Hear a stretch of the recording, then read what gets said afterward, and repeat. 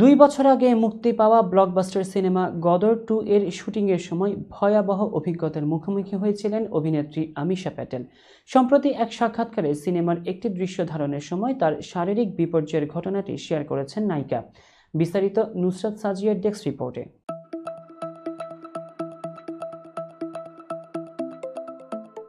হিন্দুস্তান টাইমসের প্রতিবেদনে উঠে এসেছে, আমিশা জানান একটি দৃশ্যে তাকে ঠান্ডা পানিতে থাকতে হয়েছিল। শুটিংয়ের আগে পরিচালক অনিল শর্মাকে বারবার জিজ্ঞাসা করেছিলেন পানি গরম কিনা। তখন পরিচালক তাকে আশ্বস্ত করেছিলেন যে পানি গরম থাকবে, কিন্তু শুটিং শুরু হলে আমিশা দেখেন পানি বরফের মতো ঠান্ডা। আমিশা বলেন, আমি একটি পাতলা স্যালোয়ার কামিজ পরেছিলাম। প্রথম যখন আমার উপর পানি ঢালা হয়, আমি শীতের ঠান্ডায় কাঁপছিলাম। এরপর পুরো শুটিংয়ে আমাকে ঠান্ডা পানির মধ্যেই থাকতে হয়, ফলে আমার শারীরিক অবস্থা দ্রুত খারাপ হতে থাকে। শুটিং শেষে সহকর্মীরা আমার শরীর গরম করার চেষ্টা করেন। তারা ব্র্যান্ডি দেন, পা ঘষে দেন, কিন্তু তখন আমি ঠান্ডায় জমে গিয়েছিলাম।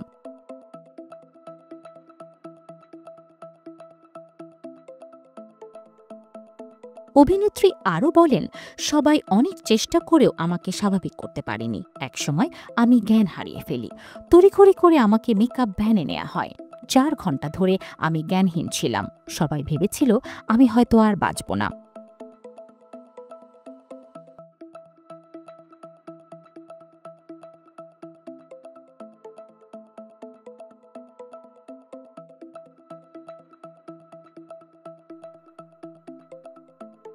চার ঘন্টা পর যখন আমিশার জ্ঞান ফেরে, সবাই স্বস্তি পান। তবে এই সময়ের ঘটনাগুলো তার কোনো স্মৃতিতে নেই। তিনি জানান, জ্ঞান ফেরার পর বুঝতে পারি সবাই আমাকে নিয়ে ভীষণ চিন্তায় ছিল।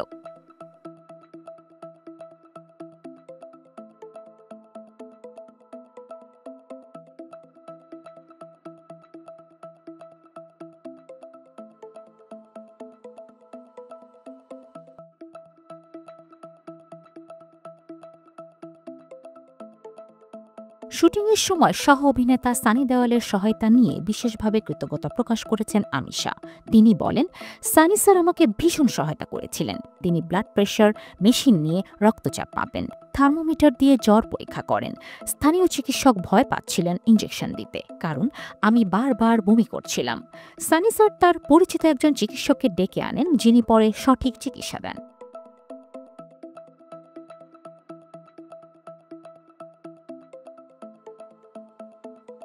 গদর 2 এর সাকিনা চরিত্রটি নিয়ে দর্শকেরা যেমন প্রশংসা করেছেন, তেমনি শুটিংয়ের পেছনে এই ঘটনাটি প্রমাণ করে কতটা কঠিন পরিস্থিতির মধ্য দিয়ে যেতে হয়েছিল আমিশা প্যাটেলকে।